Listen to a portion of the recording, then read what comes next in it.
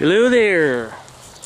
It's Homer Cocktail 4 again. Homer Cocktail 4. Just took a shower. So, got wet hair. About to go make a little trip out there in the car. Cinco de Mayo today. Just got the bug to vlog again. It's been a while. It's been a couple years since I've been on a streak of vlogging. I got a vlog channel, Homer Cocktail 076. I got another one, Homer Cocktail 24. And I'll worry about 24 later, but it's has the least views by far of my 3 major ones. And just started a Homer Cocktail 48, a documents channel. Also, this first minute as it comes to an end, I just released a book called Thermite. You can get it at lulu.com, L-U-L-U, lulu.com. You can even buy it there. It's $8.99. I'm not making a whole lot of money from it. Most of it's the cost of publishing. They print it as people order it. You can get it for free at scribd.com/brickjane. Thermite is the name of it. This piece is called Paranoia. Paranoia. I don't know, I just felt the need to zoom in on something. Anyhow, Paranoia. As a rule of thumb, in popular culture, you watch all these police dramas. There's not too many movies that seem to glorify the villain. Even though people pretend that mass media, glorify sex and violence or whatever. Because usually there's a moral. Usually the villain gets caught and goes to jail or dies or something in most of the movies. Pulp Fiction, maybe Reservoir Dogs. There's some movies, I don't know about The Godfather, but The Sopranos or whatever. Once in a while, the protagonist, you watch some of these old westerns about Jesse James or whatever. Once in a while, the protagonist is a outlaw, criminal, misunderstood or whatever, and doing the job. But as a rule of thumb, you watch these NCIS shows and CSI and whatever else is out there, and the general rule of thumb is that the cops aren't paranoid. Even though there's a Bush song, the band Bush with Gavin Rossdale, all police are paranoid. Cops aren't paranoid. They're intuitive. They have hunches. And maybe hypersensitive, right? But a lot of it's a matter of perspective. But the criminals, the villains, the outlaws, they're always paranoid. They're paranoid. They're delusional. They're touchy and jumpy, And that's just the way things work.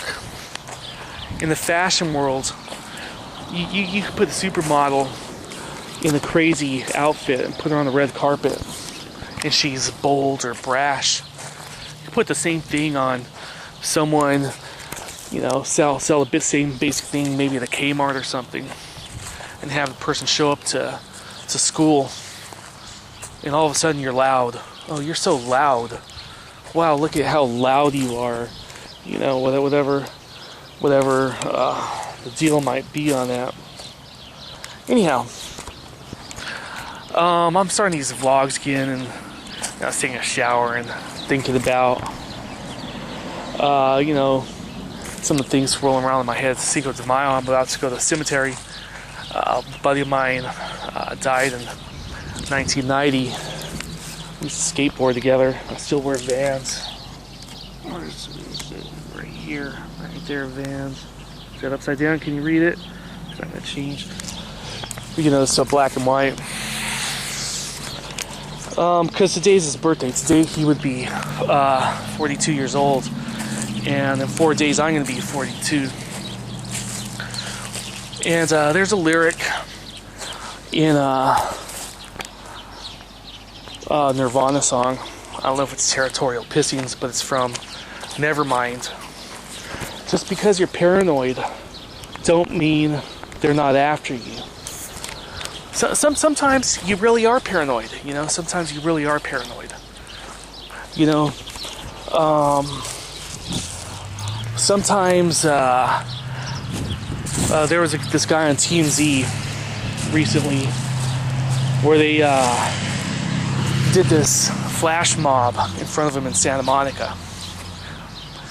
And he got up and walked away. They started dancing Gangnam Style and some other things.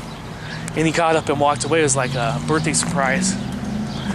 He thought he was being punked or something, you know? He thought,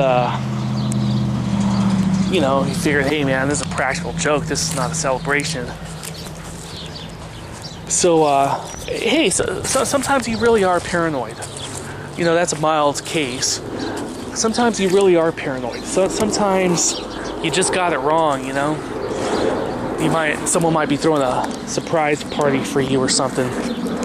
And you think your mate is cheating on you or something, you know? Right?